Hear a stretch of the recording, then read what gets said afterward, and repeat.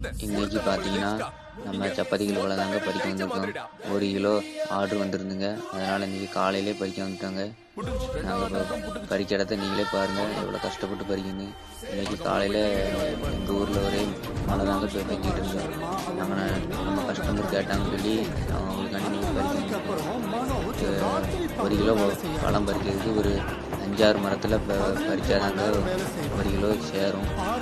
நாங்கள் அதில் பறிச்சுட்டு பைக்கில் வரும்போது ஃபுல்லாக ஒரே தண்ணி தாங்க கட்டி கிடந்து. நாங்கள் இருந்தாலும் கஷ்டப்பட்டு அதுக்குள்ளே வந்து இப்போ படிக்க வந்துடுவோம். உங்களுக்கு இதேமாதிரி சப்பாத்திகள் எப்போலாம் வேணும்னா ஸ்க்ரீனில் நம்பர் கொடுக்குறேன், கான்டாக்ட் பண்ணிக்கோங்க.